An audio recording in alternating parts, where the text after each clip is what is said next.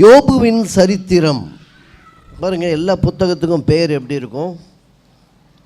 அந்த பெயர் வெறுமையாக இருக்குமானால் எஸ்தர் ரூத்துக்கும் யோபுவுக்கும் மட்டும் தலைப்பு எப்படி இருக்கும்னா, இது யோபுவின் சரித்திரம். இது ஒரு சரித்திர செய்தியாக இருக்கிறது. எது?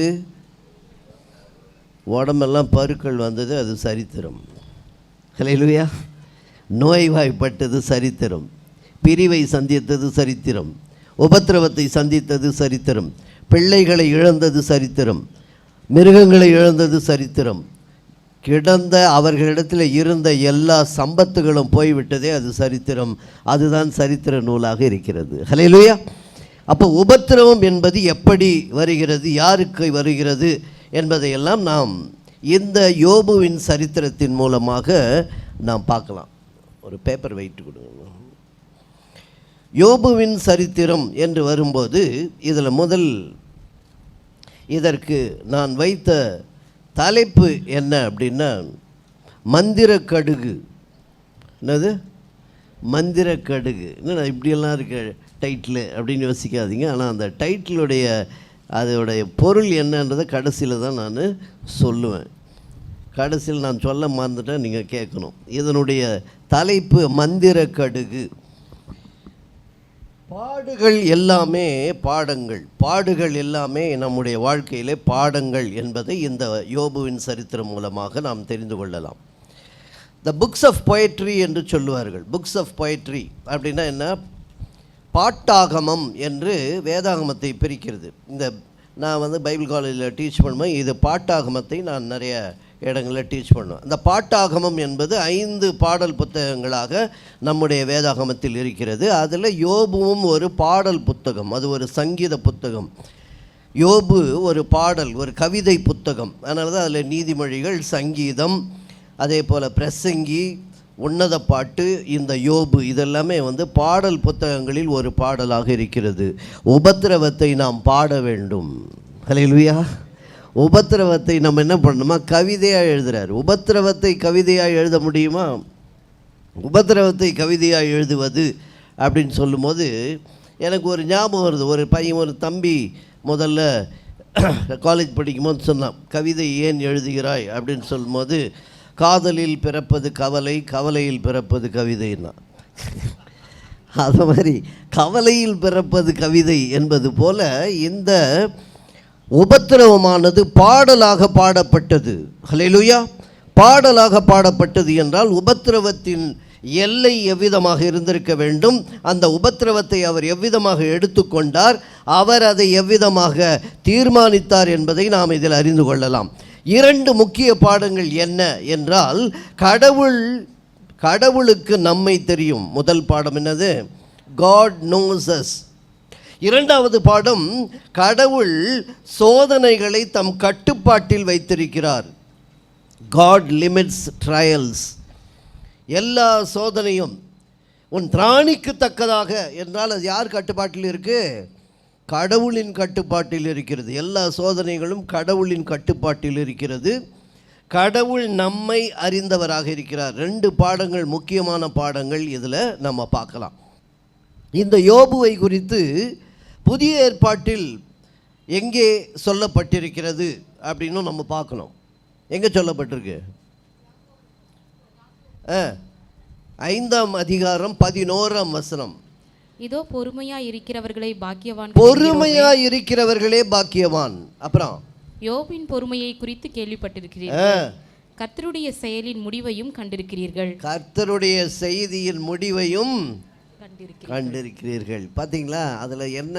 யோபுவுடைய பொறுமை. அதுவும் பாஸ்டர் முதல்ல சொன்னாங்க பொறுமையை குறித்து. இந்த குறிப்பு யோபுவை பற்றி குறிக்கப்படுகிற அந்த புதிய ஏற்பாட்டின் செய்தி அவருடைய பொறுமை இருந்ததினால்தான் யோபு அதை பாடலாய் பாட முடிந்தது. ஹல்லேலூயா. உபத்திரவத்தை பாடலாய் பாடுவதற்கு அந்த பொறுமை மிகவும் முக்கியமாக இருந்தது. அடுத்து இதில் இன்னொரு காரியம் என்ன என்றால், God gives a conduct certificate. நற்சான்று இதழை கொடுக்கிறார். என்ன கொடுக்கிறாரு? கடவுள் நமக்கு என்ன கொடுக்கணும்? சர்டிஃபிகேட் கொடுக்கணும். யாரை பற்றி சர்டிஃபிகேட் கொடுக்குறாரு? யோபுவை பற்றி ஒரு சர்டிஃபிகேட் கொடுக்கிறார், நற்சான்றிதழ். அந்த நற்சான்றிதழை குறித்த வசனம் எது? 1ஆம் அதிகாரம் 8ஆம் வசனம், யோபு 1:8. கர்த்தர் சாத்தானை நோக்கி, என் தாசனாகிய யோபின் மேல் கவனம் வைத்தாயோ? உத்தமனும் சன்மார்கனும் தேவனுக்கு பயந்து பொல்லாப்புக்கு விலகுகிறவனுமாகிய அவனை போல பூமியில் ஒருவனும் இல்லை என்றார். எவ்வளவு பெரிய சர்டிஃபிகேட் பாருங்க. இந்த சர்டிஃபிகேட்டை யார்கிட்ட கொடுத்தாருன்னா சாத்தான்கிட்ட கொடுத்தாரு. அதுதான் ரொம்ப முக்கியமானது. நம்மை குறித்த சான்றிதழை அவர் சாத்தானிடம் கொடுக்க வேண்டும். ஹல்லேலூயா. நம்மக்கிட்ட கொடுக்கறது இல்லை. நீ ரொம்ப நல்ல பையன், நீ ரொம்ப அப்படி இருக்க, அது முக்கியமல்ல. நமக்கு யார் சத்துருவோ அவனிடத்தில் சொல்ல வேண்டும் இவன் யார் என்று. கர்த்தர் நம்மை குறித்து சாத்தானிடம் கொடுத்தார். The certificate was given to Satan. சாத்தானிடம் கொடுக்கப்பட்டது. சாத்தானை நோக்கி, அப்போ சாத்தானை நோக்கி இவ்வளோ பெரிய ஒரு லிஸ்ட் கொடுக்குறார். என்ன? உத்தமன், சன்மார்கன், கடவுளுக்கு பயந்தவன், பொல்லாப்புக்கு விலகுகிறவன், அவனை போல ஒருவன் பூமியில் இல்லை. ஹல்லேலூயா. அவனை போல ஒருவன் பூமியில் இல்லை. இவ்வளவும் ஒரு காரியத்தை நமக்கு உணர்த்துகிறது. என்ன என்றால், இப்படியெல்லாம் இருந்தால் சாத்தான் கவனம் வைப்பான். ஹல்லேலூயா. அது ரொம்ப முக்கியம்.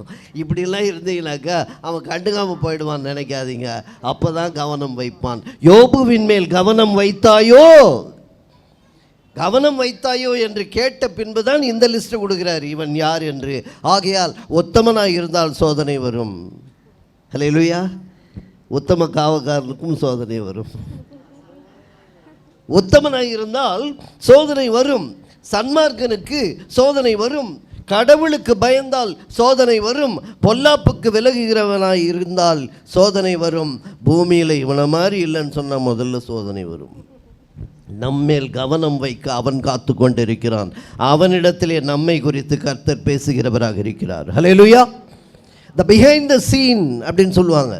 திரைக்கு பின்னால் அந்த காட்சியை மட்டும் நம்ம பார்ப்போம். அந்த காட்சி எப்படி எடுக்கப்பட்டது, அதற்கு முன்பாக அது எப்படி எழுதப்பட்டது, அதற்கு முன்பாக இது எப்படி உருவாக்கப்பட்டது, அந்த காட்சியை குறித்த என்ன திட்டம், அதன் பின்புலன் என்ன, எதற்காக இது, என்ன தீர்மானத்தில் இந்த காட்சி அமைக்கப்பட்டதுன்றதெல்லாம் ஸ்கிரிப்டுடைய ஒரு கிராமர். ஹவு டு ரைட் அ ஸ்கிரிப்ட்னாக்கா அதுக்கு பின்புலம் இருக்கும். இங்கும் அப்படித்தான். இந்த சோதனைக்கு பின்பாக ஒரு பின்புலம். கர்த்தரும் சாத்தானும் பேசிக்கொண்டார்கள். ஹல்லேலூயா. அந்த பிஹைண்ட் த சீனை கடைசி வரைக்கும் காட்டவே மாட்டாங்க. படம் எடுத்தவங்களுக்கு தான் தெரியும். படம் எடுத்தவங்களுக்கு தான் தெரியும் அது எப்படி எடுக்கப்பட்டது என்று. யோபுவிடம் கர்த்தர் சொல்லவே இல்லை. கடைசி வரை சாத்தானை சந்தித்தேன், அவன் இப்படி சொன்னான், அதனால்தான் உனக்கு இது நடந்தது என்று ஒரு நாளும் சொல்லவில்லை. Behind the scene. ஒரு அலையில் சொல்லலாமா? Behind the scene. அதை மறந்துடுங்க. கர்த்தர் நமக்கு சான்றிதழ் கொடுக்கிறார் என்பதை மாத்திரம் நினைவில் வைத்துக் கொள்ளுங்கள். அவர் கொடுக்கிற சான்றிதழ் யாரிடம் என்றால் அது சாத்தானிடம். அதான் ரொம்ப முக்கியம். எங்கே கொண்டு போய் கொடுக்குறார் பாருங்க. அதுதான் ப்ராப்பர் பிளேஸ், சரியான இடம். ஏனென்றால் அதை அவன் கவனம் வைக்கிறான் என்பதையும் கர்த்தர் அறிந்திருக்கிறார். நம்மையும் அறிந்திருக்கிறார். சாத்தான் உன்னை கவனம் வைக்கிறான் என்பதையும் அறிந்திருக்கிறார். அதற்கு பின்பு அவன் கவனம் வைத்த பின்பும் அனுமதிக்கிறவராக இருக்கிறார். அதுதான் சோதனைக்கும் பரீட்சைக்கும் உள்ள வித்தியாசம். ஹல்லேலூயா. The test is different. அது ஒரு different. The test differs from temptation. ஆங்கிலத்தில் அழகாக இருக்கும். ஆங்கிலத்தில் டெம்டேஷன் வேறு, டெஸ்ட் வேறு. தமிழில் எல்லாமே சோதனைன்னு இருக்கும். அப்படி அல்ல. பரீட்சித்து பார்ப்பது வேறு, பரீட்சை வேறு, சோதனை வேறு. சாத்தான் சோதனையை கொடுக்கிறவன், கர்த்தர் பரீட்சித்து பார்க்கிறவர். கர்த்தருடைய பரீட்சைக்கு எது காரணமாக இருக்கிறது என்றால் சோதனையை அனுமதிக்கும் போது காரணமாக இருக்கிறது. ஹல்லேலூயா. சோதனையை அனுமதித்து அவர் பரீட்சித்து பார்க்கிற கர்த்தர். நம்முடைய சோதனைகள் அனுமதிக்கப்படுகிறது. எப்படி அனுமதிக்கப்படுகிறது என்றால் அது கர்த்தரால் அனுமதிக்கப்படுகிறது. கர்த்தரால் அனுமதிக்கப்படுவதற்கு காரணம் என்ன என்றால் அவர் உன்னை பரீட்சித்து பார்க்க விரும்புகிறார். ஹல்லேலூயா. அந்த பரீட்சித்து பார்க்கும்போது எப்படி நிலை நிற்கிறாய் என்பதை கர்த்தர் அறிந்து கொள்ள கர்த்தர் எல்லாரையும் பயன்படுத்தி கொள்வார். சாத்தானை கூட பயன்படுத்தி கொள்வார். ஹல்லேலூயா. சாத்தானை கூட at times God uses even Satan. அவரையும் பயன்படுத்தி கொள்ளுகிறார். தேவ புத்திரர்கள் மாத்திரம் சாத்தானை சுற்றி இல்லை, கடவுளை சுற்றி இல்லை, சாத்தானும் அங்கே வந்து நிற்கிறான். யாரெல்லாம் வந்து நின்னாங்களாங்க? தேவ புத்திரர்கள்லாம் வந்து நின்னா நடுவில் சம்மந்தம் இல்லாமல் ஒருத்தன் வந்து நிற்கிறான். யோசிச்சு பாருங்களேன், அவன் எங்கும் வந்து இருப்பான். ஏனென்றால் கர்த்தருடைய சந்நிதியில் சாத்தான் வந்து நின்றான் என்று வசனம் சொல்லுகிறது. சபைக்குள்ளும் சாத்தான் வருவான், இங்கேயும் உட்காண்டிருப்பான், சொல்ல முடியாது. உடனே நீங்கள் உங்களை திரும்பி பார்த்துக்காதீங்க, இங்கும் அவன் அமர்ந்திருப்பான். நம்மிடத்தில் கர்த்தருடைய சந்நிதியில் சாத்தான் இருப்பது உறுதி. கர்த்தருக்கு தெரியும். தேவதூதர்களிடம் பேசுகிறாரோ இல்லையோ, சாத்தானிடம் பேசுவார். எங்கே போயிட்டு வந்தப்பா? ஆண்டவர் கரெக்டாக தான் எல்லாத்தையும் கேட்குறார். எங்கேருந்துப்பா வந்தேன்? நல்லா சுற்றி பார்த்தேன், எவனை விழுங்கலாமோ என்று நான் சுற்றி திரிந்து இங்கே வந்தேன். நீங்கள் கரெக்டாக சொல்லிட்டீங்க. நான் கவனம் வைத்தது யோபு. ஹல்லேலூயா. நான் கவனம் வைத்தது யோபு என்பதை அவன் தெளிவாய் சொல்லுகிறான். 2 ட்ரையல்ஸ். முதல் அதிகாரத்திலே ஒரு ட்ரையல், அவன் போய்விட்டான் என்று வசனம் சொல்லும். எந்த வசனம் பாருங்க? அவன் 12ஆம் வசனம், கர்த்தர் சாத்தானை நோக்கி, இதோ அவனுக்கு உண்டானவை எல்லாம் உன் கையில் இருக்கிறது, அவன் மேல் மாத்திரம் உன் கையை நீட்டாதே என்றார். அப்பொழுது சாத்தான் கர்த்தருடைய சந்நிதியை விட்டு புறப்பட்டு போனான். ஃபஸ்ட்டு. 2ஆம் அதிகாரம் முதல் வசனம், பின்னொரு நாளில் தேவபுத்திரர் கர்த்தருடைய சந்நிதியில் வந்து நின்றபோது சாத்தானும் அவர்கள் நடுவிலே கர்த்தருடைய சந்நிதியிலே வந்து நின்றான். 2வது அட்டம்ப்ட். முதல் அட்டம்ப்ட் என்னன்னா, அவர் எதெல்லாம் அவனுக்கு கொடுத்தாரோ அதெல்லாம் தூக்கிட்டான். ஹல்லேலூயா. அதெல்லாம் தூக்கிட்டு திரும்ப வந்து நிற்கிறான். மறுபடியும் கர்த்தர் கேட்குறாரு. என்ன கேட்குறாரு? 3ஆம் வசனம் படிங்க. 2:3. அப்பொழுது கர்த்தர் சாத்தானை நோக்கி, நீ என் தாசனாகிய யோபின் மேல் கவனம் வைத்தாயோ, உத்தமனும் சன்மார்கனும் தேவனுக்கு பயந்து பொல்லாப்புக்கு விலகுகிறவனுமான மனுஷனாகிய அவனைப் போல பூமியில் ஒருவனும் இல்லை, முகாந்திரம் இல்லாமல் அவனை நிர்மூலமாக்கும்படி நீ என்னை ஏவின போதிலும் அவன் இன்னும் தன் உத்தமத்திலே உறுதியாய் நிற்கிறான். ஹல்லேலூயா. 2வது சர்டிஃபிகேட் பார்த்தீங்களா? நான் முதல்ல சொன்ன போயிட்ட எல்லாத்தையும் காலி பண்ணிட்டு வந்திருக்க. நீ என்னை ஏவி பார்க்குற நீ, ஆனாலும் அவன் உத்தமத்திலே நிலை நிற்கிறவனாக இருக்கிறான், அதை மறந்து விடாது. செகண்ட் சர்டிஃபிகேட் கொடுக்குறாரு. 2வது முறையாக அவன் சாத்தானிடத்திலே ஒரு முக்கியமான காரியம் பாருங்க. உத்தமன், சன்மார்கன், கடவுளுக்கு பயந்தவன், பொல்லாப்புக்கு விலகுகிறவன், அவனை போல பூமியில் ஒருவனும் இல்லை. முதலில் உத்தமன். 2:12 வாசிங்க. யோபுடைய சரித்திரத்திலே 2:12. அவர்கள் தூரத்தில் வருகையில் தங்கள் கண்களை ஏறெடுத்து பார்த்தபோது அவனை உரு தெரியாமல் போய்விடும். உத்தமனாய் வாழ்ந்தால் உரு தெரியாமல் போக வசதி வாய்க்கொண்டு ஒவ்வொன்றுக்கும் இருக்கு பாருங்க. அடுத்து 7:5 படிங்க. என் மாம்சம் பூச்சிகளினாலும் அடைப்பற்றின புழுதியினாலும் பூச்சிகளினால் அப்படியே மூடப்பட்டிருக்கிறது. சன்மார்கனாய் வாழ்ந்தால் பூச்சிகளும் மூடிக்கொள்ளும். அடுத்து 30:17 வாசிங்க.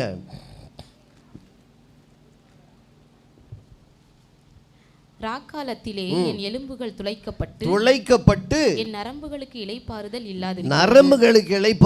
இல்லை. கடவுளுக்கு பயந்தால் நரம்புகளுக்கு இளைப்பாறுதல் இல்லாமல் போக வாய்ப்பு உண்டு. ஹல்லேலூயா. 30 வாசிங்க. என் தோல் என் மேல் கருத்து போயிற்று, என் எலும்புகள் உஷ்ணத்தினால் காய்ந்து போய்விடும். பொல்லாப்புக்கு விலகும் போது எலும்புகள் எல்லாம் காய்ந்து போய்விடும். ஹல்லேலூயா.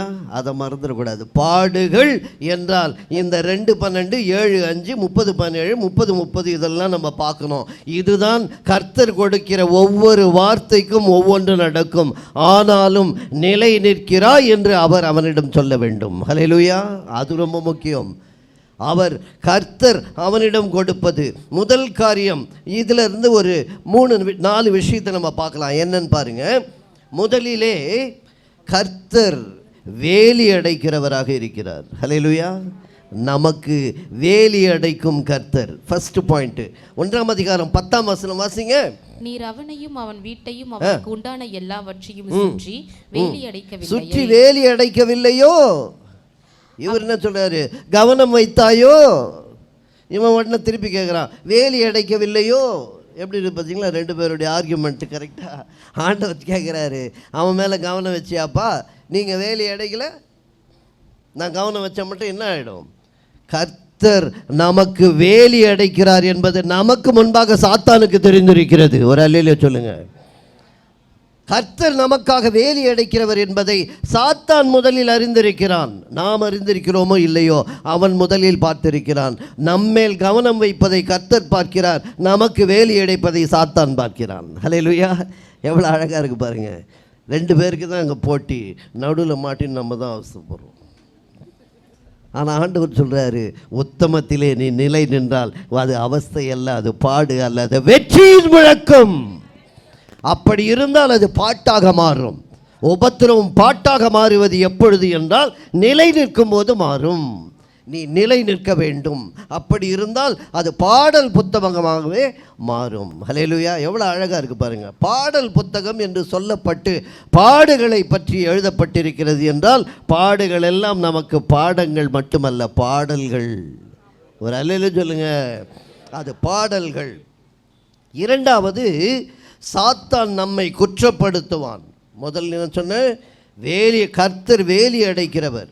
அந்த வேலி அடைப்பதை சாத்தான் தான் முதல்ல பார்க்குறான். அவன் மேல் கவனம் வைத்தாயோ? உடனே இவன் கேட்குறான், நீர் வேலி அடைக்கவில்லையோ? எப்படி ட்ராமா டயலாக் மாதிரி இருக்குது பாருங்க. அப்போது அடுத்து இவர் என்ன சொல்கிறார் பாருங்க. இதில் சாத்தான் குற்றப்படுத்துகிறவனாக இருக்கிறான். 9வது வசனம் படிங்க. அதற்கு சாத்தான் கர்த்தருக்கு பிரதியுத்தரமாக, யோபு விருதாவாகவா தேவனுக்கு விருதாவாகவா உங்க கடவுளுக்கு பயந்து நடக்கிறான்? என்ன பேசுறீங்க நீங்க? சும்மா ஒன்றும் அவன் உங்களுக்கு பயப்படல. உங்கள் கையை நீட்டி பாருங்க. எப்படி பார்த்தீங்களா? ஆண்டவரையோ போட்டு வாங்கணும்னு பார்க்குறவன் தான் சாத்தான். நிறைய இடத்துல ட்ரை பண்ணிவிட்டு மூக்கு உடைஞ்சி போவான். ஆனாலும் அவன் ட்ரை பண்ணிகிட்டே இருப்பான். கடவுளிடமே அத்தனை முறை முயற்சி செய்கிறவன் நாம் எம்மாத்திரம். அதை மறந்துடாதீங்க. we are nothing before him. ஏன்னா அவருக்கே போட்டு வாங்குறான், அவர்கிட்டயே பைபிள் வசனம், அவர்கிட்டயே வார்த்தையை சொல்லி அவன் கேட்கிறான் என்றால் நாம் எம்மாத்திரம். இந்த இடத்துல 5வது வசனம் படிங்க. 1:5. விருந்து செய்கிற அவரவருடைய நாள்முறை முடிகிற போது யோபு, ஒருவேளை என் குமாரர் பாவம் செய்து தேவனை தங்கள் இருதயத்திலே தூஷித்திருப்பார்கள் என்று சொல்லி அவர்களை அழைத்தனுப்பி பரிசுத்தப்படுத்தி அதிகாலமே எழுந்து அவர்கள் எல்லாருடைய லக்கத்தின்படியேயும் சர்வாங்க தகன பலிகளை செலுத்துவான். இந்த பிரகாரமாக யோபு அந்நாட்களிலே செய்து வருவான். அப்படி செய்து வருவான். அடுத்த வசனம் என்ன வருது? ஒரு நாள் தேவபுத்திரர் கர்த்தருடைய சந்நிதியில் வந்து நின்றபோது சாத்தான் ஃபேமிலி நல்லா போயிட்டு இருக்குன்னு பார்த்தான், ஒழுங்கா பலி செலுத்துறாருன்னு பார்த்தான். எல்லா பிள்ளைங்களையும் அதுவும் வரிசைப்படி இலக்கமாய், மூத்த பிள்ளைக்கு முதற் பேரானவனுக்கு என்ன பலி, இரண்டாவதுக்கு என்ன பலி, அவ்வளோ அழகாக ஒவ்வொரு வருஷமும் ஒருவேளை என் பிள்ளைகள் பாவம் செய்து விடுவார்களோ என்று யோசிக்கிற ஒரு உத்தம தகப்பனாய் இருந்தான் என்பதை தெரிந்தவுடன் இவன் அங்கே போகிறதுக்கு முன்னால் இங்கே வந்தான். யார்கிட்ட வந்தான்? ஆண்டவர்கிட்ட வந்தான். ஏனென்றால் அவர் வேலி அடைத்திருக்கிறார் என்பதை பார்த்ததினால் அவரிடத்தில் வந்தான். சும்மா ஒன்றும் இந்த உபத்திரம் நடக்கலைங்க. நேரடியாக வந்து அப்படியே அவன் எல்லாமே செய்ய முடியாது. ஏனென்றால் நாம் வேலி அடைக்கப்பட்டவர்களாக இருக்கிறோம். ஒரு அல்லேலூயா சத்தமாக சொல்லுங்க. என்றைக்கு நீங்கள் அவரை சொந்த இரட்சகராக ஏற்றுக்கொண்டீர்களோ அன்றைக்கே நாம் வேலி அடைக்கப்பட்டவர்கள். அதை அறிந்ததினால் நேரடியாக உங்களை தாக்க முடியாது. அவன் கர்த்தரிடம் சென்று முறையிட்டு அவர் அனுமதி, அது பரீட்சைக்கு அனுமதியாக இருக்கிறது என்பதை நாம் புரிந்து கொண்டால் பாடல் புத்தகமாக மாறும். இந்த யோபுவின் புத்தகம் பாடல் புத்தகமாக மாறும். எந்த ஒரு இடம் பிரைஸ் அண்ட் வர்ஷிப் எங்கே நடந்தது? பவுலும் சீலாவும் அங்கே கட்டி கால்களெல்லாம் கட்டப்பட்ட போது பாடினார்கள்.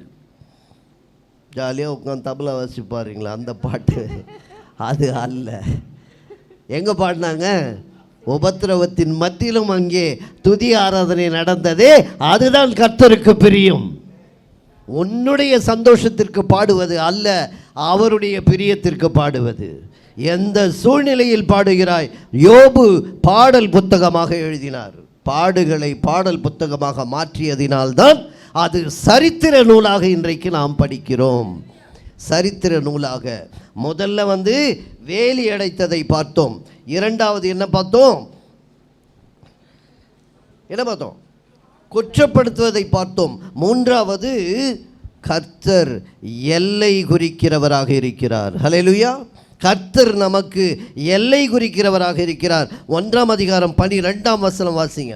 கர்த்தர் சாத்தானை நோக்கி, இதோ அவனுக்கு உண்டானவை எல்லாம் உன் கையில் இருக்கிறது, அவன் மேல் மாத்திரம் உன் கையை நீட்டாதே என்றார். அவன் மேல் மாத்திரம் உன் கையை நீட்டாதே. பவுண்டரி எங்க வைக்கிறார்? எல்லைய. ஒரு கிரவுண்ட் இருந்தால் பரவாயில்ல, எடுத்துக்கோ, அவன் மேலே கை வைக்காது. நம்ம என்ன பண்ணுறோம்? நீ என்னையாவது எடுத்துக்கோ, இந்த லேண்டை மட்டும் விட்டுறாத அப்படின்னு சொல்லினா அது அல்ல. அப்போ என்ன சொல்கிறாரு? இதெல்லாம் உன் கையில் இருக்கிறது. இந்த உலக சம்பத்துகள் எல்லாம் அவன் கையில் இருக்கிறது, நம் கையில் இல்லை. ஆண்டவர் எவ்வளோ தெளிவாக சொல்கிறார் பார். எல்லாத்தையும் எடுத்துக்கப்பா, இதெல்லாம் உன் கையில் இருக்கிறது. அதனால தான் முதல் லிஸ்ட் என்ன பண்ணா? அவருடைய எல்லா சம்பத்துகளையும் தூங்கினான். இதெல்லாம் உன் கையில் இருக்கிறது, இதுக்கும் எனக்கு சம்பந்தம் இல்லை. நான் உலகத்தான் அல்லாதது போல அவனும் உலகத்தான் அல்ல. உலகத்து சம்பத்துகள் எல்லாம் உன் கையில் இருக்கிறது, ஆனால் அவன் மேல் கையை வைக்காது. கோதுமையை சுளகினால் புடைக்கிறது போல பேதுருவிடத்திலே. பேதுருவை எப்படி கேட்டான்? ஆண்டவர்கிட்ட இதே தான். அவன் ஜீசஸ் கிட்ட வந்தான். அங்கே என்ன சொல்கிறான்? பேதுருவை நல்லா முரத்தில் கோதுமையை போட்டு பண்ணுற மாதிரி பண்ணணும், கொஞ்சம் பர்மிஷன் கொடுங்க. Okay, granted. அவன் விசுவாசம் ஒழிந்து போகாதபடி. ஹல்லேலூயா. உன்னுடைய பிராணன் முக்கியம், உன் விசுவாசம் முக்கியம். அதை தவிர கர்த்தர் வேறு எதையும் எதிர்பார்ப்பதில்லை. ஹல்லேலூயா. மற்ற எல்லாம் கொடுக்கப்படும், எல்லா சம்பத்துகளும் கொடுக்கப்படும். ஏன் கொடுக்கப்படும் என்று கர்த்தரை காட்டிலும் சாத்தான் அறிந்திருக்கிறான். அவன் தான் ஸ்டேட்மெண்ட் கொடுக்குறான். அதை படிக்கலாமா? எங்கன்னு பாருங்க. இங்கே 10வது வசனம் மறுபடியும் படிங்க. நீர் அவனையும் அவன் வீட்டையும் அவனுக்கு உண்டான எல்லாவற்றையும் சுற்றி வேலி அடைக்கவில்லையோ? அவன் கைகளின் கிரியை ஆசீர்வதித்தீர், அவனுடைய சம்பத்து தேசத்தில் பெருகிற்று. அதான் சாத்தானுக்கு தெளிவாக தெரியுது. அந்த சம்பத்தெல்லாம் எப்படி வந்ததுனாக்கா, அவன் கைகளின் கிரியைகள். உழைக்காமல் சம்பாதிக்கணும்னு நினைக்காத, சாத்தானே தப்புன்றான். அதை தெளிவாக சொல்கிறான் பாருங்க. நீங்கள் கொடுத்தீங்கன்னு சொல்லலை, அவன் கிரியைகள், கையின் கிரியையை நீர் ஆசீர்வதித்தீர். கர்த்தர் நம்முடைய கைகளின் கிரியைகளை ஆசீர்வதிக்கிறார். லாட்ரி டிக்கெட் வாங்கிட்டு ஜெபம் பண்ணக்கூடாது.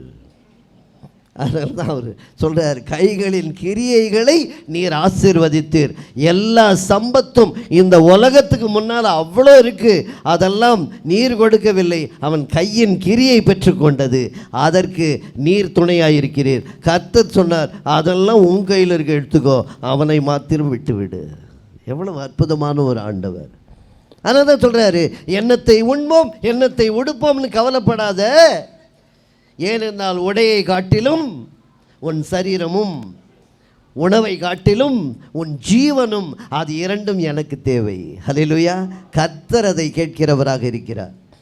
ஆனால் அதையே சில சமயம் ஏன் விடுகிறார் என்றால், உன்னை பரீட்சித்து பார்ப்பதற்காக சோதனையை அனுமதிக்கிற கர்த்தராக இருக்கிறார். ஹல்லேலூயா. அதனால தான் ஜெபம் பண்ணவே தெரிலன்னா 12 பேரும் எப்படி கூடவே இருந்துட்டு, ஆண்டவரே நாங்கள் எப்படி ப்ரேயர் பண்ணோம் சொல்லி கொடுங்க, எப்போ கேட்குறாங்க பாருங்கள்.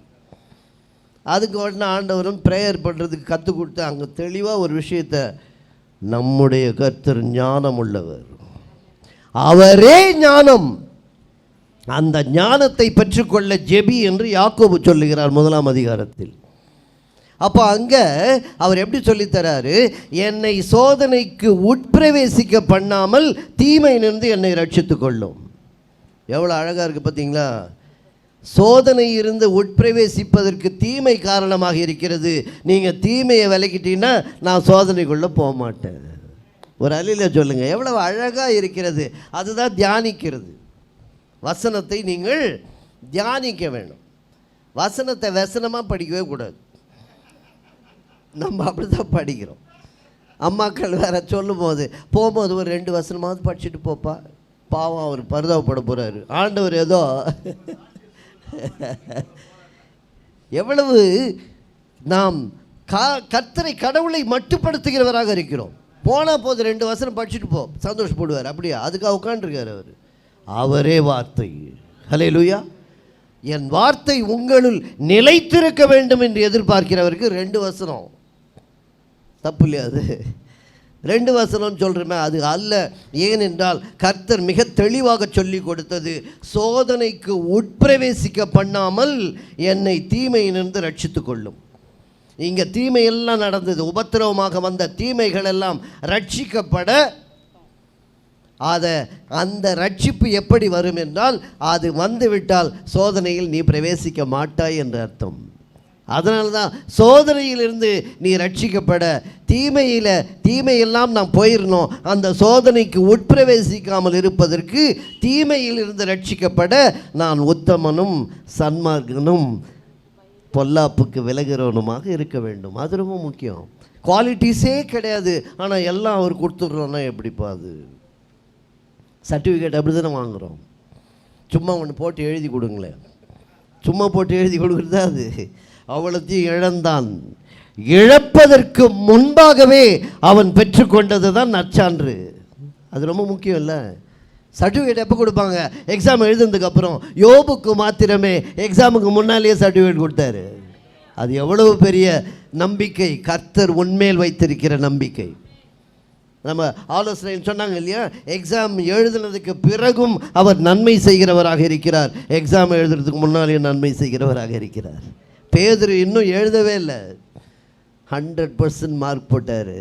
ஏனென்றால் நீ எப்படிப்பட்ட மாணவன் என்று அவருக்கு தெரியும். ஏனென்றால் கர்த்தர் உன்னை அறிந்திருக்கிறார். அதுதான் ஃபஸ்ட்டு பாயிண்ட்டு. கர்த்தர் உன்னை அறிந்தவராக இருக்கிறார். அடுத்து பாருங்க, நெக்ஸ்ட் அந்த எல்லைகளை முன்குறித்தார் என்பதற்கு அடுத்து கடவுளை நோக்கி நீ தொழுது கொள்ள வேண்டும். உன் உபத்திரவ காலத்திலும் அவரை தொழுது கொள். அது ரொம்ப முக்கியம். உன்னுடைய பிரச்சனைகள் மத்தியிலும் நீ தொழுது கொள்ள வேண்டும். பாடுகளின் மத்தியிலும் நீ தொழுது கொள்ள வேண்டும். நீ அவரை தொழுது கொள்ள வேண்டும். worship God in your hard times. உன் கடினமான காலங்களில் கூட அவரை நீ தொழுது கொள்ள வேண்டும். 1ஆம் அதிகாரம் 20-21. அப்பொழுது யோபு எழுந்திருந்து தன் சால்வையை கிழித்து தன் தலையை சிரைத்து தரையிலே விழுந்து பணிந்து நிர்வாணியா. அதுதான் வர்ஷிப்பு. அதை ரவுண்ட் பண்ணணும் நீங்கள். அதுக்கு முன்னால் அவர் சட்டையை கிழிச்சதெல்லாம் நம்ம பண்ணுவோம்.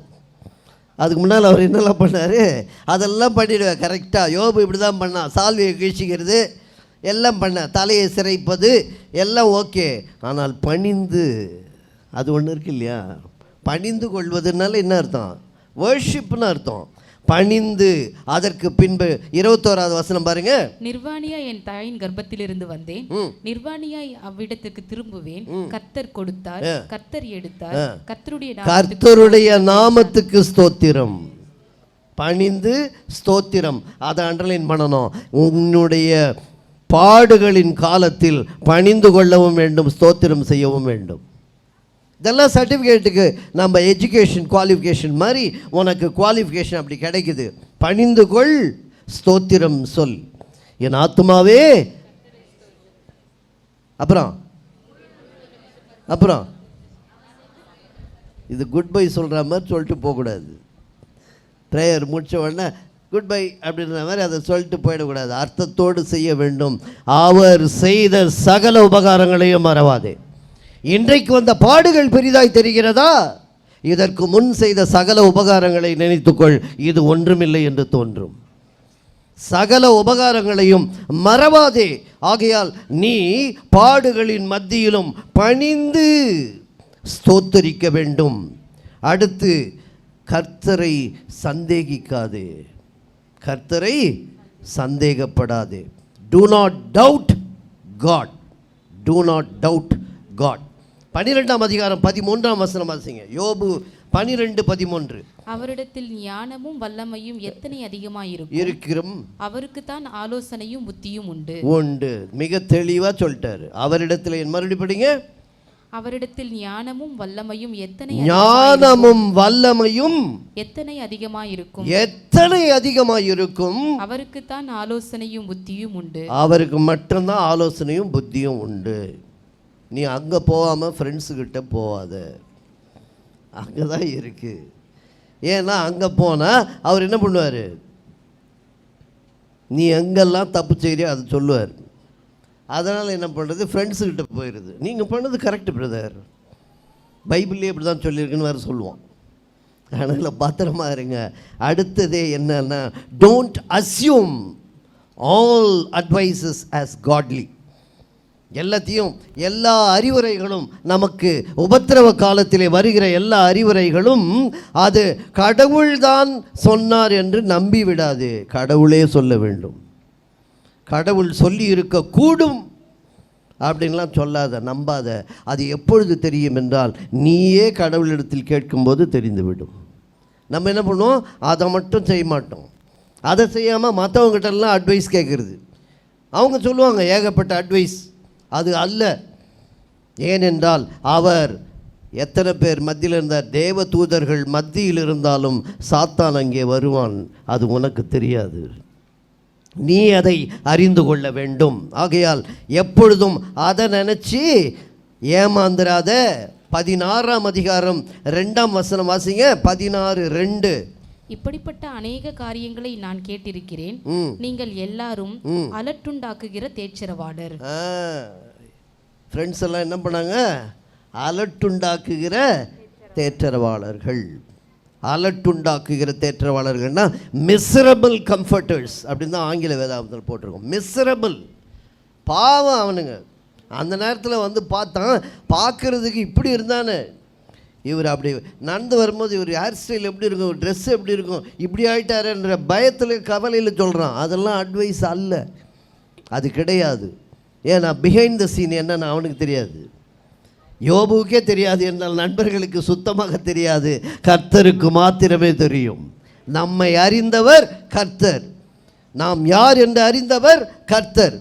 அவன் கவனம் வைத்ததை பார்த்தவர் கர்த்தர், அவனுக்கு அனுமதி அளித்தவர் கர்த்தர். ஆகையால் கடவுளால் தான் எல்லாமே. கடவுள் சோதனைக்காக அந்த சோதனையை அனுமதித்து உன்னை பரீட்சித்து பார்க்கிறார். அதனால தான் கடவுள் வந்து பொல்லாங்கினால் சோதிக்கிறவரும் அல்ல, சோதிக்கப்படுகிறவரும் அல்ல. சோதிக்கிறவர் அல்ல, ஓகே. சோதிக்கப்படுகிறவர் அல்லன்னா என்ன அர்த்தம், என்ன அர்த்தம்? அது தெரிஞ்சால் நாங்கள் ஏன் இங்கே வந்து உட்கார்ந்துருக்கோம்? சோதிக்கப்படுகிறவரும் அல்ல அப்படின்னு என்ன அர்த்தம்? அவர் பொல்லாங்கினால் சோதிக்கிறவர் அல்ல. அப்போனா என்ன அர்த்தம்? இந்த பருக்களாக இருந்தாலும் சரி, மரணங்களாக இருந்தாலும் சரி, எல்லாவற்றையும் இழந்தது அது அவரால் நடந்தது அல்ல. பொல்லாங்கினால் சோதிக்கிறவர் அல்ல, பொல்லாங்கினால் சோதிக்கப்படுகிறவரும் அல்ல. அப்படின்னு என்ன அர்த்தம்? You cannot testify God with all your negatives. உன் வாழ்க்கையில் நடக்கிற கெடுதலுக்கெல்லாம் அவர் காரணம் என்று நீ சொல்லக்கூடாது என்ற அர்த்தம். பொல்லாங்கினால் சோதிக்கப்படுகிறவர் அல்ல. இப்படி ஒரு பிரச்சனை ஆயிடுச்சுங்க, கடவுள் இப்படி பண்ணிட்டாருன்னு சொல்லக்கூடாது, அதுதான் அதனுடைய அர்த்தம். கடவுள் அப்படி செய்கிறவர் அல்ல. ஏனென்றால் நம்முடைய கர்த்தர் அப்படி பயமுறுத்துகிற கர்த்தர் அல்ல.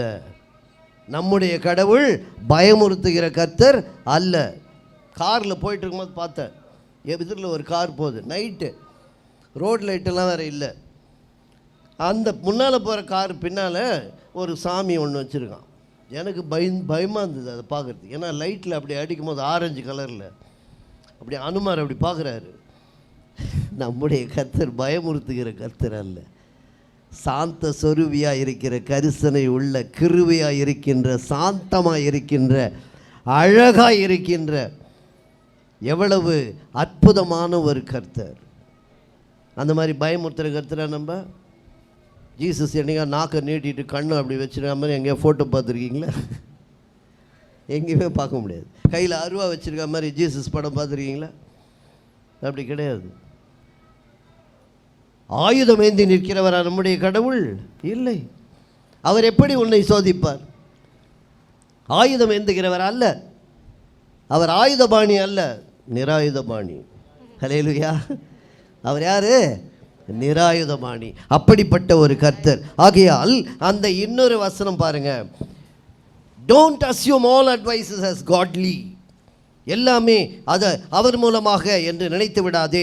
27ஆம் அதிகாரம் 3, 5, 6. என் உதடுகள் தீமையை சொல்வதும் இல்லை, என் நாக்கு கபடம் பேசுவதும் இல்லை என்று அப்புறம் நீங்கள் பேசுகிறது நீதி என்று நான் ஒத்துக்கொள்வது எனக்கு தூரமாயிருப்பதாக. அப்புறம் 5, என் ஆவி பிரியும் மட்டும் என் உத்தமத்தை என்னை விட்டு விலக்கேன். 6, என் நீதியை கெட்டியாய் பிடித்திருக்கிறேன், அதை நான் விட்டு விடேன். நான் உயிரோடு இருக்கும் அளவும் என் இருதயம் என்னை நிந்திக்காது. அதுதான் ஃப்ரெண்ட்ஸ் அட்வைஸ் பண்ணும்போது இதெல்லாம் நீங்கள் சொல்லணும். சாரி, நான் அப்படி இல்லை. உத்தமத்தை நீ விலக்கக்கூடாது, அதான் முக்கியம். எல்லா பிரச்சனையும் வரும், பாடுகள் வரும், கோபம் வரும், அவமானம் வரும், நிந்தை வரும். நியாயம் என் பக்கம்தான் என்று நீ நினைத்து கொண்டிருக்கலாம். ஆனால் அது அல்ல. அதற்கும் உத்தமத்தை விலகுவதற்கும் சம்பந்தம் இல்லை. ஹல்லேலூயா. உத்தமத்தை விலகும் போது அன்பு போய்விடும், மன்னிப்பு போய்விடும். அந்த உத்தமம் அப்படின்னா நம்ம என்ன நினச்சிக்கிறோம்? லஞ்சம் வாங்காமல் இருக்கிறது தான் உத்தமம். அது இல்லை. அடுத்தவர் மனம் நோகாமல் இருக்கிறாயே, அதுவும் உத்தமம்.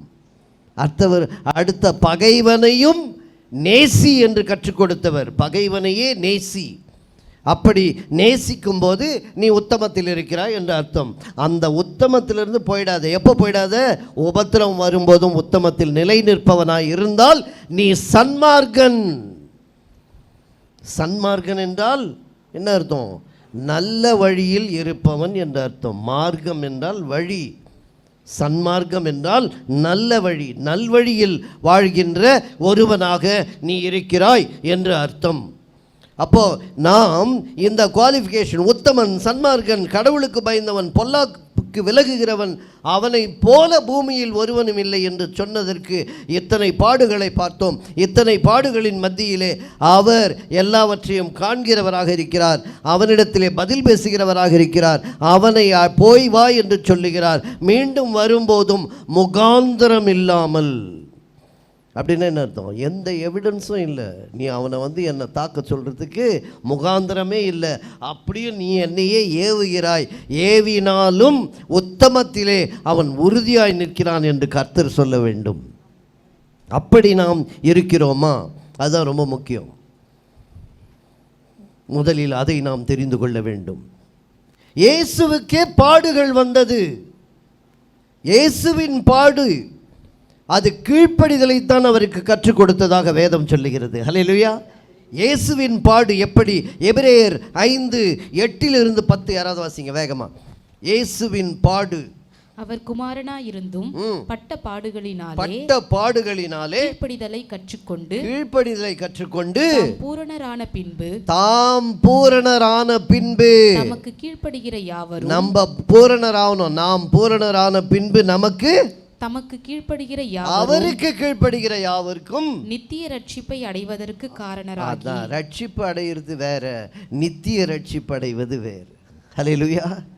அந்த எவர்லாஸ்டிங் சால்வேஷன் வேற, வெறும் சால்வேஷன் வேற. பார்ன் அகெயின் அப்படின்ட்டீங்கன்னா சால்வேஷன். எவர்லாஸ்டிங் சால்வேஷனுக்கு என்ன வேணும்? முக்கியமா ஆண்டவர் எவ்வளோ தெளிவாக சொல்கிறார் பார்த்தீங்களா? கீழ்ப்படிதல் மிக முக்கியம். அவருடைய பாடுகள் அவருக்கு கீழ்ப்படிதலை கொடுத்தது. எதற்கு என்றால் நாம், அது ரொம்ப முக்கியம். அதே எபிரேயர் 2:18 வாசிங்க.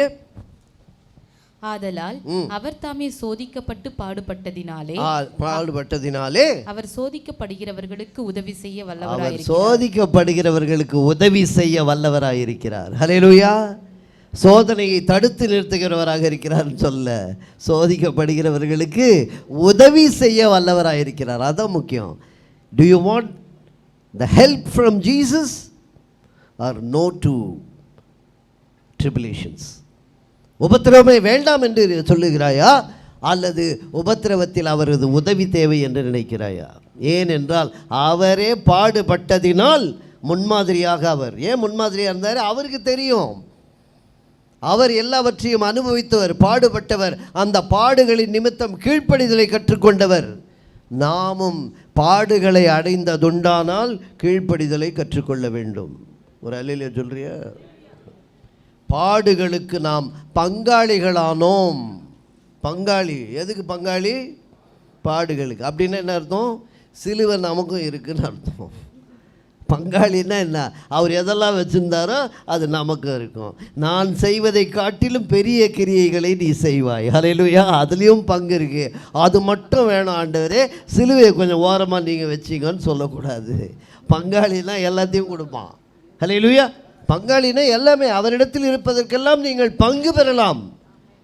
வெறும் நன்மைகளை மாத்திரம் பங்கு பெறுவது அல்ல, அது உத்தம சன்மார்க்கனுக்கு இலக்கணம் அல்ல. அதை நாம் புரிந்து கொள்ள வேண்டும்.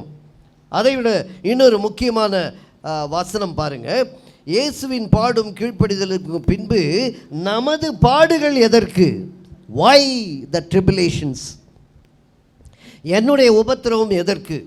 யாக்கோபு 1ஆம் அதிகாரம் 22 24 வாசிங்க. அல்லாமலும் நீங்கள் உங்களை வஞ்சியாதபடிக்கு திருவசனத்தை கேட்கிறவர்களாய் மாத்திரமல்ல அதன்படி செய்கிறவர்களாயும் இருங்கள். எண்ணத்தினாலெனில் ஒருவன் திருவசனத்தை கேட்டும் அதன்படி செய்யாதவனானால் கண்ணாடியிலே தன் சுபாவ முகத்தை பார்க்கிற மனுஷனுக்கு ஒப்பாயிருப்பான். அவன் தன்னைத்தானே பார்த்து அவ்விடம் விட்டு போன உடனே தன் சாயல் இன்னதென்பதை மறந்து விடுவான். அதான் பாஸ்டர் சொன்னார்ல, நம்ம எல்லாம் பைத்தியங்கள். தனியாக கண்ணாடியை நீங்கள் சாதாரணமாக பார்த்துருக்கீங்களா? யாரும் இல்லாதப்போ என்ன மூஞ்ச கோணம்லாம் பண்ணி பார்க்குறீங்க? எல்லாரும் செய்வோம். யாரும் இல்லாதப்போ கண்ணாடி என்ன பண்ணுவோம்? ஈன்னு பல்ல காட்டி பார்ப்போம், ஆணும் கண்ணை ஊட்டியெல்லாம் பார்த்துப்போம்.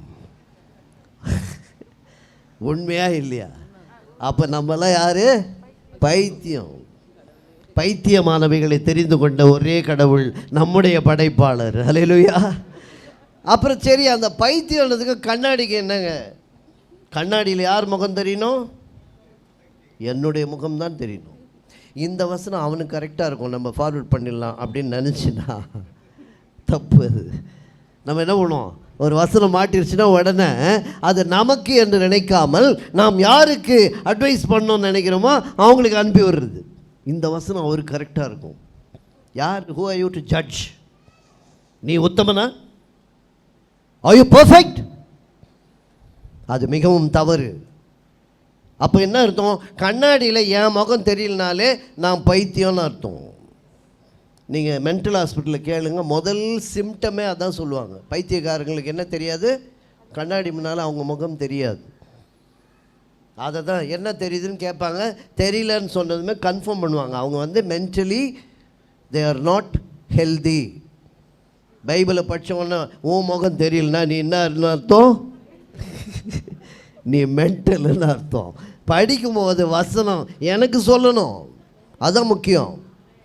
நான் அதை படிக்கும் போதே வசனம் இது என் மருமகளுக்கு சொல்லணும்னு நினைக்கக்கூடாது. அதே மாதிரி மருமக படிக்கும் போது இந்த வசனம் எங்கள் மாமியாருக்குன்னு நினைக்கக்கூடாது. 2 பேரும் பைத்தியங்க. முதல்ல தெளிஞ்சிருங்க. தெளிய வேண்டியது நாம். ஹல்லேலூயா. வசனம் நம்மை தெளிவுபடுத்தும். வசனத்திற்குள்ளாக நீ சென்றால் தெளிவுபடுத்தும். நீ அதை பண்ணி நம்ம என்ன பண்ணுற?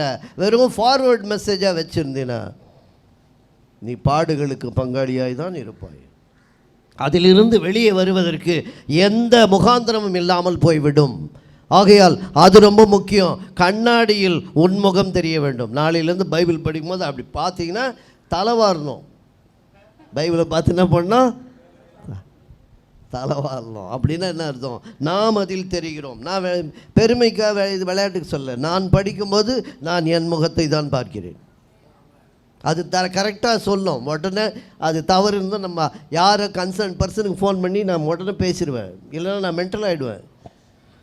Reconciliation is very important. மனிதராகிய நாம் நமக்கு எல்லாம் வரும், கோபம் வரும், எல்லாமே இருக்கும், இல்லைன்னு சொல்லலை. ஆனால் ரீகன்சிலியேஷன் என்பதற்கு நாள் தள்ளக்கூடாது. உடனடியாக ஒப்புரவாகுதலின் ஊழியத்தை எனக்கு கொடுத்தார் என்று பவுல் பெருமையாய் சொன்னார். அந்த ஒப்புரவாகுதலின் ஊழியம் நம்மகிட்ட இருக்கா? நம்ம அனைவருக்கும் இருக்க வேண்டும். Let me be a pastor let me be a believer. யாராக இருந்தாலும் இயேசுவின் பிள்ளையாக இருந்தால், புத்திர சுவிகாரத்தின் ஆவியை பெற்றால் நமக்கு அது சொந்தம். நாம் கண்ணாடியில் முகம் பார்க்கிறவர்களாக இருக்க வேண்டும். அதில் நம்முடைய முகம் தெரிய வேண்டும். பெயின்ஸ் ஏற்கனவே சொல்லியிருக்கேன், ஞாபகம் இருக்கா இருக்காது? Pains, what is the expansion for pains? PAINS. மறந்துட்டீங்க. Positive attitude in negative situations. Hallelujah. Positive attitude in negative situations. Negative சிச்சுவேஷன்லலாம் எனக்கு ஒரு பாசிட்டிவான ஆட்டிடியூட் வந்தால் தான் அதுக்கு பேர் பெயின்ஸ். வலிகளின் மத்தியிலும் நீ துதிக்க கற்றுக்கொள்ள வேண்டும். வலிகளின் மத்தியிலும். அப்போது ஏதோ மந்திர கடுகுன்னு சொன்னார். அது என்ன கேட்பீங்கன்னு பார்த்தேன், யாரும் கேட்கல. மந்திர கடுகு என்று எதற்கு சொன்னேன் என்றால், ஒரு சீனத்து கதை, ஒரு சைனீஸ் ப்ராவர்ப், ஒரு சின்ன குட்டி கதை. அது உண்மையாய் நடந்த சம்பவமாக சொல்லுவார்கள். ஒரு சீன முனிவர், ஒரு சன்னியாசியிடம் ஒரு தாய் தன்னுடைய மகனை இழந்து, குழந்தை சின்ன பையன் இறந்துட்டான். இறந்தவுடன் அவங்ககிட்ட போய் அவர்கிட்ட கேட்டாங்க, என் மகனை நான் திரும்ப பெற்றுக்கொள்ள வேண்டும், என் பிள்ளை எனக்கு திருப்பி உங்களால் கொடுக்க முடியுமா? நீங்கள் பெரிய கடவுளுடைய பிள்ளைன்னு சொல்கிறாங்க, காட்ஸ் மேன்ன்றாங்க அப்படின்னு கேட்கும்போது அவர் சொன்னாரா, பண்ணிடலாமா, ஒரு சின்னது தான் ஒன்று தேவை, மந்திர கடுகுன்னு ஒன்று இருக்குது, அதை கொண்டு வந்தீங்கன்னா உன் பையனை திருப்பி பண்ணிடலாம். அது எங்கே கிடைக்கும்? அது நீ தான் போய் தேடி எடுத்துகிட்டு வரணும். எங்கே போய் தேடுது? உலகத்தில் போய் தேடு. ஏதோ ஒரு வீட்டில் இருக்கும், நீ போய் பார்.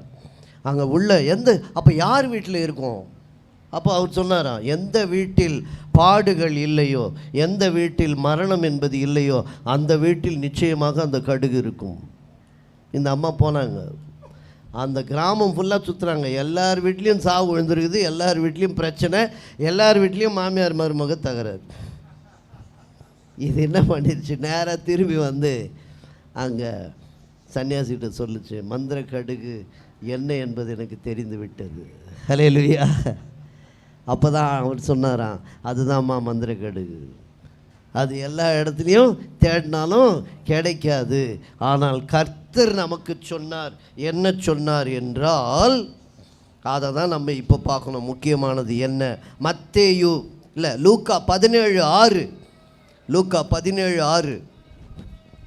அதற்கு கர்த்தர், கடுகு விதையளவு விசுவாசம் உங்களுக்கு உண்டாயிருந்தால் நீங்கள் இந்த காட்டத்தி மரத்தை நோக்கி நீ வேரோடு பிடுங்குண்டு கடலிலே நடப்படுவாயாக என்று சொல்லி அது உங்களுக்கு கீழ்ப்படியும். அதுதான் கடுகு. மந்திர கடுகுன்னு என்னது?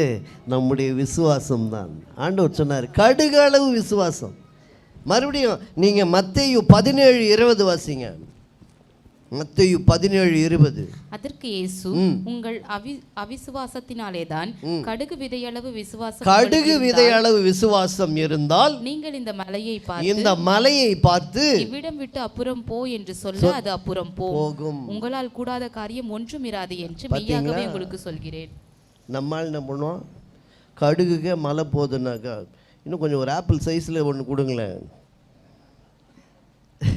அதோட பெருசெல்லாம் நான் தள்ளி பார்த்துடுறேன். இது கம்பேரிசன் மலைக்கும் பிரச்சனைக்கும் என்று நினைத்து விடாதீர்கள். அது அல்ல. கடுகு, கடுகு மந்திர கடுகு. விசுவாசம் என்பது நமக்கு கர்த்தர் கொடுத்த மந்திர கடுகு. சின்னது, வெரி ஸ்மால். ஒரே ஒரு அந்த கடுகளவு இருந்தால் போதும், அது விருட்சத்தையே தூக்கி எறிய முடியும், மலையை கூட பெயர்த்து எறிய முடியும் என்று சொல்லப்படுகிறது. உன்னை தாழ்த்து, முதல்ல அதை கற்றுக்க. You are nothing.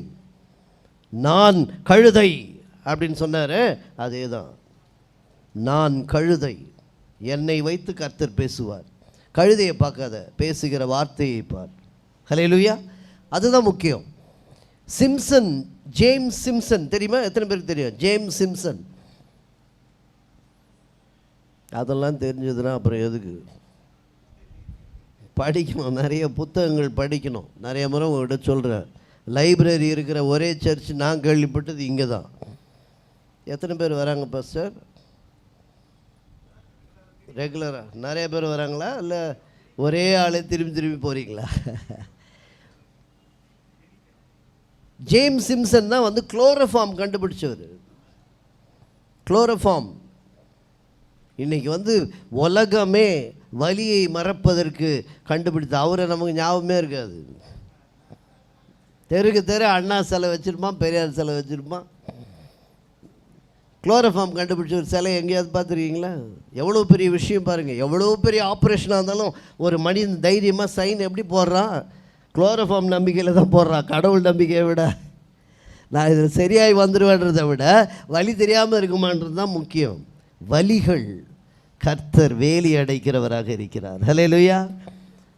அவர் பாருங்கள், அதை கண்டுபிடிச்ச அந்த ஜேம்ஸ் சிம்சன் தன்னுடைய பிள்ளைகளோடு அமர்ந்து டைனிங் ப்ரேயர்னு ஒன்று வைப்பார். டெய்லி உட்காந்து எல்லாருமே. அதனால தான் அடிக்கடி சொல்கிறது, எல்லோரும் ஒரு டைனிங்லேயாவது ஒன்றா மீட் பண்ணி ஜெபம் பண்ணுங்க. அது ரொம்ப முக்கியம். ஒரு வேளையாவது ஒன்றாக அமர்ந்து சாப்பிடுங்கள். காலையில் முடியாது, மத்தியானம் முடியாது, என் டியூட்டி அப்படி எல்லாம் பேசு, பரவாயில்ல, ஏதாவது ஒரு வேளையாவது ஒன்றாக அமர்ந்து சாப்பிடுங்கள், அப்பொழுது கர்த்தர் வேலி அடைப்பார். ஹல்லேலூயா. அவர் எல்லாரும் உட்கார்ந்து ஜெபம் பண்ணுவாங்க. அப்பொழுது கர்த்தர் அவரை எப்பொழுது சந்தித்தார் என்று அவரை கேட்கும்போது, என் மகள், சின்ன மகள் ஜெமி, அவள் இறந்து போன போது கர்த்தர் என்னை சந்தித்தார் என்று சொன்னார். பாருங்கள், அவருடைய லைஃப்பில் சின்ன குழந்தை செத்து போச்சு, அன்பு மகள், அவள் இறந்து போனதை அன்னைக்கு கர்த்தர் என்னை சந்தித்தார். அது அந்த மரண செய்தி முடிந்த பின்பு ஒரு பெரிய மெடிக்கல் காலேஜில் அவரை பேச கூப்பிட்டாங்க. அப்போ அவர் சொன்னாராம், இங்கே இருக்கின்ற அனைவரிலும் இளமையான விசுவாசி நான், மூத்த பாவியும் நான் என்று சொன்னார். I am the youngest believer and eldest sinner. அந்த மனப்பக்குவம் நமக்கு இருக்க வேண்டும். நான் பாவி, அது மட்டும் நான் என் மேலே எந்த தப்பும் இல்லை அப்படின்னு சொல்லாத. அது உனக்கு நிச்சயமாக ஒப்புரவாகுதலை கற்றுக் கொடுக்காது. நீ கர்த்தருடைய பிள்ளை அல்ல, நீ சன்மார்க்கத்தில் இல்லை, நீ உத்தமத்தில் இல்லை. அதில் தெளிவாயிடுங்க. அது மட்டுமல்ல, நீங்கள் கண்டுபிடிச்ச invention, what is the best invention அவர்கிட்ட கேட்டாங்க. உங்களுடைய கண்டுபிடிப்புகளிலே சிறந்த கண்டுபிடிப்பு எது என்று கேட்டபோது அவர் சொன்னாராம், இயேசு கிறிஸ்துவை என் சொந்த இரட்சகராக கண்டுபிடித்தேனே, அதை விட பெரிய கண்டுபிடிப்பு நான் செய்யவில்லை. ஹல்லேலூயா. ஜேம்ஸ் சிம்சன் அவர் சொல்கிற வார்த்தை எல்லாமே மாறிடுங்க. என்னுடைய பொசிஷன், என்னுடைய பொசஷன். என்னது பொசிஷன்? பொசஷன். பொசஷன்னா என்ன? எனக்கு இருக்கிற வீடு, என்னுடைய வசதி, என்னுடைய காரு, என்னுடைய சொந்தம், அதெல்லாம் பொசஷன். பொசிஷன்றது நான் பாஸ்டர், நான் டைரக்டர், நான் டீச்சர், நான் மேனேஜர், அதெல்லாம் பொசிஷன். அதெல்லாம் ஒன்றுமே கிடையாது. உண்மையும் உத்தமமான ஊழியக்காரனே என் சந்தோஷத்திற்குள் பிரவேசி என்று தான் சொல்லுவாரே ஒழிய, வாங்க வாங்க ஜே ரமேஷ் டைரக்டராக அவர் உள்ள விட்டு முதல்லலாம் சொல்லவே மாட்டார். நான் உண்மையும் உத்தமமாக இருந்தால் தான் எனக்கு அங்கே அட்மிஷனே. தாழ்த்தப்பட வேண்டும். பால் பாயிண்ட் பெண்ணை 1945 கண்டுபிடித்தார்கள். ஃபஸ்ட்டு அந்த பால் பாயிண்ட் பெண்ணை கண்டுபிடித்த போது 6 மாதத்திற்குள்ளாக 6 மில்லியன் அது சம்பாதித்து கொடுத்தது. நியூயார்க்கில் 100க்கும் மேலாக அந்த காவல்துறையினரை வைத்து கட்டுப்படுத்தினாங்க கூட்டத்தை, அதை வாங்க போன கூட்டத்தை. இன்றைக்கு உலகத்திலேயே சீப்பஸ்ட் பெண் எது? Possession will change, position will change, your passion will also change. எல்லாமே மாறிவிடும். இது நிரந்தரம் என்று நினைக்காதே. கல்லறைக்குள்ளே செல்லும்போது இன்றைக்கு பாதையாக இருக்கிற இந்த கல்லறை நாளைக்கு எனக்கு கூரையாக மாறும் என்று நினைக்க வேண்டும். ஹல்லேலூயா. அது ரொம்ப முக்கியம். நடந்து போகிறோம், அப்படியே கையில் பெரிய மாலை, யாராவது பார்க்குறாங்களா பாரு, நம்ம போட்டது தான் பெரிய மாலைன்னு நினச்சிட்டு போவாத. இப்போ நடந்து போகிற, நாளைக்கு அதுதான் உனக்கு கூரை, அது மேல் வந்து எது வேண்டுமானாலும் அமரும். அது முக்கியமல்ல. வாழ்ந்த வாழ்க்கை சாட்சியுள்ள ஜீவியமாக இருக்க வேண்டும், சன்மார்க்கமாக இருக்கிறதா என்பது மிக மிக முக்கியம். அதை நாம் அறிந்து கொள்ள வேண்டும். we are all dependents. பிள்ளைகளும் டிபெண்ட் தான், பெற்றோரும் டிபெண்டன்ஸ் தான், இல்லைன்னு சொல்லாதீங்க. நிறைய நம்ம, ஏனென்றால் நரைமயிர் உனக்கு கிரீடம் என்று கர்த்தர் சொல்லுகிறார். ஹல்லேலூயா. கிரீடத்தில் பிளாக் பெயிண்ட் எல்லாம் அடிக்காதீங்க.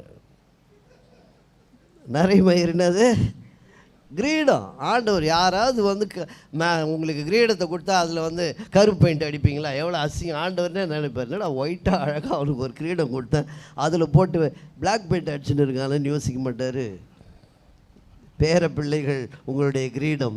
எதையும் கம்பேர் பண்ணார் பாருங்க. உன் நரைமயிரும் உன் பேர பிள்ளைகளும் உனக்கு கிரீடம். அதுக்கு மேலே என்ன வேணும் உனக்கு? அந்த கிரீடத்தை விட கர்த்தர் கொடுக்கிற அந்த கிரீடம், அது ரொம்ப முக்கியம். அதனால தான் யோசிச்சு பாருங்கள். நம்ம எப்போ நினச்சிடும், நான் என் அனுபவம் என்ன தெரியுமா, என் வயசு என்ன தெரியுமா, நான் படித்தப்போ எப்படி தெரியுமா, அதெல்லாம் பேசாத. கிடையாது. டிவி ரிமோட் போயிடுச்சுன்னா பையனை கூப்பிட்டு தான் ஆகணும். நான் தான் செய்கிறேன். உண்மை அதுதான். யதார்த்தமாக வாழுங்க. போட்டு அப்படியே சிலுத்துக்காதீங்க. ஒன்றுமே இல்லை. ஆண்டவர் கூலாக இருந்தார். ஜீசஸ் வந்து he was a coolest person on earth. எதை குறித்தும் கவலையப்படல, எதை குறித்தும் டென்ஷன் ஆகலை. ஜாலியாக இருங்க. நான் அப்படி தான் இருக்கேன். யோசிச்சு பாருங்கள். டிவி ரிமோட் வேணும்னு யாரை கூப்பிடுவீங்க? டே இது கொஞ்சம் வாடா. அங்கே தெரியுதில்ல நீ அங்கே டிபெண்ட்டு. உண்மை அதுதான். ஆனால் பிள்ளைகளும் என்ன நினைப்பாங்க, எங்களுக்கு தெரியாதா அப்படின்னு நினைப்பான். அதெல்லாம் பார்க்காதீங்க.